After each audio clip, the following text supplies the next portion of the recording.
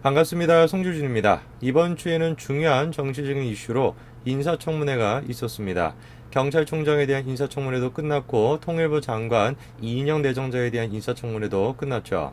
그리고 이제 27일에는 국정원장에 대한 인사청문회인 박지원 내정자에 대한 인사청문회를 예정해 두고 있습니다. 야당에서는 마지막 인사청문회인 만큼 온 힘을 다해가지고 박지원 씨에 대해서 철저한 검증을 하겠다, 이렇게 지금 벼르고 있는 와중입니다. 박지원 내정자에 대해서는 지금 여러 가지 의혹들이 쏟아져 나오고 있습니다. 학력과 관련된 문제도 있고요. 군대와 관련된 문제도 있고, 정치 자금과 관련된 문제도 있고, 재산 신고와 관련된 논란도 있습니다. 이 여러 가지 의혹들이 지금 쏟아져 나오고 있는 와중에 놀랍게도 박지원 씨 측에서는 갑자기 인사청문회를 위한 서류 제출을 일방적으로 미루는 듯한 모습을 보이고 있어가지고 야당뿐만 아니라 더불어민주당에서조차도 당황스러워하는 그런 분위기입니다. 이런 식의 논란뿐만 아니라 가장 문제가 되는 것은 이 박지원 씨가 가지고 있는 기본적인 생각, 이념 때문에 그런 것일 텐데요. 이번에 미래통합당의 주호영 원내대표도 지적하지 않았습니까? 적과 내통한 사람인데 어떻게 그런 사람이 국정원장이 될 수 있냐, 국가안보에 심각한 위협이 될 수 있다라고 얘기했었죠. 놀라운 점은 해당 발언에 대해서 문재인 대통령이 직접 나서서 비판을 했다라는 것인데요. 2018년 이후로 처음 있는 일이었습니다. 자, 오늘 저는 그 점에 대해서 정리를 좀 해보고자 합니다. 같이 한번 보시죠. 주호영 원내대표는 19일날 열렸었던 이승만 전 대통령에 대한 55기 추모 행사에 참여를 했었죠. 당시 연설에서 다음과 같은 이야기를 했습니다. 박지원 씨를 향해가지고 적과 친분 관계에 있는 사람이다, 내통하는 사람이다, 이렇게 얘기한 것인데요. 내용을 보시게 되니까 정보기관은 적을 추적하고 냉정하게 적을 파악해야 하는데 적과 친분 관계가 있는 분이 국정원을 맡아서 과연 되겠는가 라면서 전문성이 있는지부터 따져봐야 한다라는 것이죠. 우리는 국정원의 파괴 내지는 해체라고 보고 있다라는 것입니다. 그 누가 뭐라고 하든지 간에 국정원은 국가안보에 중요한 역할을 차지하고 있지 않습니까? 그리고 또 누가 뭐라고 하든지 간에 대한민국의 주적은 북한이죠. 자, 그런 상황에서 만약에 박지원 씨가 주호영 원내대표의 이야기처럼 이 적과 지금 내통하는 사람이다, 친분 관계에 있는 사람이다 라고 한다면 이 심각한 문제가 되는 거 아니겠습니까? 주적이 지금 북한인데 그 북한과 친분 관계에 있고 내통까지 하는 사람이 국정원장을 맡는다, 국가안보에 심각한 위협이 될 수밖에 없겠죠. 해당 발언에 대해서 박지원 씨 측에서는 발끈했는데요. 근거 없는 색깔 공세로 대단히 모욕적인 발언이다, 이렇게 반발했습니다. 박지원 내정자가 불법적으로 그렇게 북한에 송금한 거, 그게 걸려가지고 법적 조치가 다 끝났잖아요. 근데 뭐 이제 와서 근거가 없다 이런 얘기를 하십니까? 그런 행동이야말로 당연히 우리가 적과 지금 내통하고 있다, 적과 친분 관계가 있다, 당연히 그렇게 우리가 비판할 수가 있는 것이죠. 그리고 박지원 씨가 적과 지금 내통하고 있다라고 하는 우리의 의심을 더 증폭시키는 게 뭐냐? 문재인 대통령의 반응입니다. 문재인 대통령은 주호영 원내대표에 대해서 다음과 같이 비판을 했는데요. 강민성 청와대 대변인이 나와서 20일 춘추관 브리핑을 통해 박지원 국정원장 후보자에 대해 야당이 적과 내통한 사람이라고 주장했다며 이에 대해 문 대통령은 매우 부적절한 발언이라고 말했다라는 것이죠. 제가 지금 문재인 대통령의 이 발언을 왜 근거가 될 수 있다라고 말씀을 드리냐면은 야당의 어떤 발언에 대해 가지고 대통령이 직접 나서서 발언하는 것은 굉장히 이례적인 일입니다. 실제로 문재인 대통령이 직접 나서서 비판한 사례로는 마지막이 언제요? 2018년도입니다. 왜 그러면 문재인 대통령은 저런 식으로 이례적인 반응을 보인 것일까요? 간단한 거 아니겠습니까? 예민한 문제이기 때문에 그렇겠죠. 누구한테? 자기한테. 자기가 느끼기에 예민한 문제니까 반응하는 거 아니겠습니까? 마지막으로 반응한 게 2018년도. 그게 누구랑 관련된 거예요? 노무현 대통령이랑 관련된 거예요. 그리고 지금 이거는 누구랑 관련된 겁니까? 북한과 관련된 것이죠. 그러다 보니까 저는 의심을 지우기가 쉽지가 않습니다. 박지원 씨가 이 북한과 지금 내통하고 있다, 친분 관계에 있다 라고 하는 게 기본 전제로 깔려 있다 보니까 북한의 신기를 건드리지 않기 위해 가지고 저런 식의 반응을 이례적으로 내보인 거 아닌가, 저는 그런 생각이 좀 듭니다. 문재인 대통령의 반응에 대해서 주호영 원내대표가 이렇게 이야기합니다. 국민을 속이고 북한과 뒷거래하고 북한이 원하는 대로 다 해주는 업적이 전문성이라는 말인가? 문재인 대통령에 대해서도 오로지 정상회담 쇼를 위해 가지고 밀실에서 위법을 무릅쓰며 북한 비위 맞추기에 올인한 인사를 국정원장에 임명한 의도가 뻔하다라는 것이죠. 저는 주호영 원내대표의 저 이야기에 100% 동의합니다. 임명한 이유가 뻔한 것이에요. 북한의 심기를 건드리지 않기 위해서. 그래서 혹여나 지금 이런 식의 논란이 생기는 게 또다시 심기를 건드릴까봐 아주 이례적으로 2018년 이후로 다시 처음으로 입장을 내놓은 거 아니겠습니까?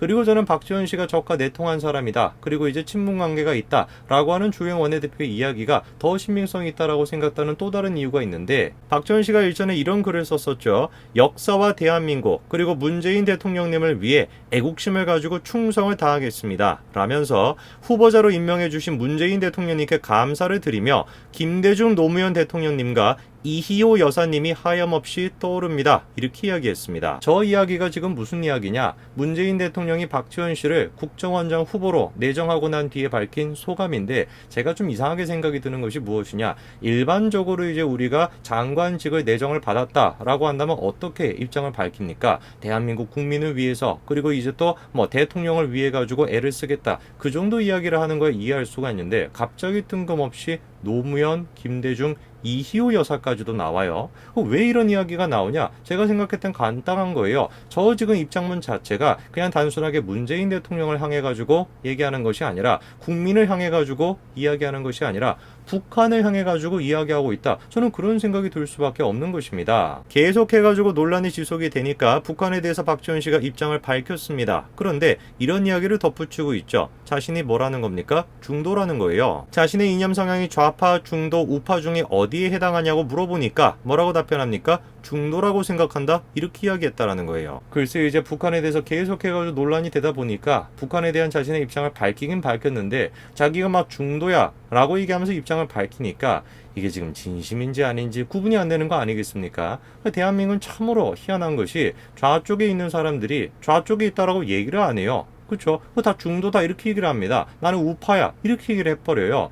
그러다 보니까 떠오르는 사람이 또 있네요. 제가 봤을 땐 좌쪽에 있는 사람인데 스스로를 중도다라고 하면서 정치를 개혁하겠다라고 나섰던 사람이 있지 않습니까? 바로 안철수죠, 안철수. 그리고 그 안철수랑 같이 박지원 씨가 국민의당에 있었죠. 혹시 박지원 씨가 저거를 근거로 야 내가 중도야 라고 얘기하면 국민들이 믿겠지 라고 생각하셨으면 천만의 말씀입니다. 대한민국 국민 가운데 어느 누구도 박지원 씨를 중도에 있다라고 생각하지 않아요. 어디 뭐 박지원 씨 뿐만입니까? 지금 뭐 미래통합당에 있는 사람들도 마찬가지고, 그리고 국민의당의 안철수도 마찬가지였던 것이고, 어느 누구도 그 사람들을 중도라고 보수라고 생각하지 않습니다. 오히려 좌쪽에 가까운 사람들이라고 생각하고 있죠. 국민들은 다 압니다. 그리고 삼척동자도 알아요. 박지원 씨가 왜 국민의당에 갔습니까? 박지원 씨가 왜 안철수 옆에 가가지고 도와주겠다라고 했습니까? 그게 무슨 막 정말로 대한민국의 정치의 중도화를 위해 가지고 그래가지고 간 겁니까? 아니겠죠. 박지원 씨가 거기 간 거는 복수하려고 간 거잖아요. 누구한테? 문재인 대통령한테. 그거 아닙니까? 자기가 지금 불법 그 자금 그거 걸렸던 거, 불법으로 그거 북한에 송금했던 거, 그 걸렸던 거의 원인이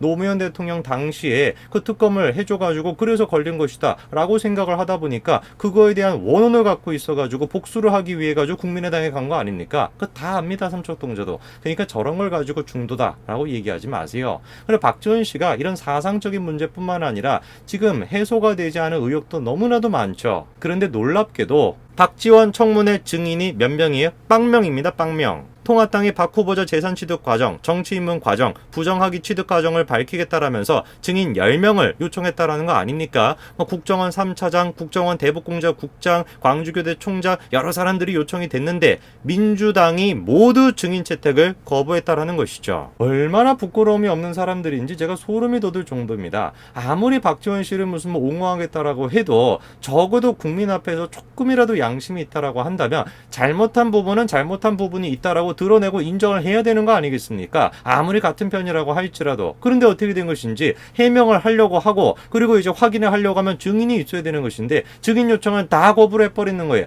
딱 한 명 합의를 했었습니다. 누구? 동아일레콤 사장이 이건수 사장인데, 이건수 사장은 왜 증인으로 요청이 됐냐? 이것 때문에 그렇습니다. 이 정치자금 문제 때문에 그렇거든요. 딱 한 명 그렇게 합의가 됐던 유일한 증인은 또 뭐라는 거예요? 출석을 거부해버렸어요. 건강 때문에. 박지원 씨가 또 뭡니까? 자료 제출을 거부했다라는 것인데, 그래서 정당한 이유 없이 자료 제출을 거부하는 후보자로 인해서 박지원 인사청문회는 사실상 불가능하다라는 것이죠. 저 개인적인 생각으로는 박지원 씨가 절대 국정원장이 되어서는 안 된다고 생각합니다. 이거는 정치적인 문제가 아니에요. 저 사람이 저랑 생각이 다르기 때문에 그래서 제가 비판하는 것이 아닙니다. 생각이 다르다라는 영역이 아니에요. 이거는 대한민국 존재의 문제인 것입니다. 왜? 국가 안보와 지금 직결되어 있는 문제니까. 드러나 있는 사실 아닙니까? 불법적으로 그렇게 송금을 했다. 북쪽으로 그렇게 송금을 했다. 이미 드러나 있는 사실이잖아요. 그럼 당연히 우리가 뭐라고 생각할 수 있는 겁니까? 적과 지금 내통하는 사람이었다. 적과 지금 친근한 사람이었다. 충분히 우리가 얘기할 수 있는 거 아닙니까? 근데 어떻게 그 사람을 우리가 국정원장직에 앉힐 수가 있겠습니까? 문재인 대통령이 2018년 이후로 거의 처음으로 지금 이례적으로 이 지금 이슈에 대해 가지고 입장을 내놨는데 제 생각은 간단해요. 국민을 위해서 아니다라고 저는 생각해요. 딱 한 가지 이유. 그 북한의 심기를 건드리지 않기 위해서다. 저는 그렇게 생각합니다.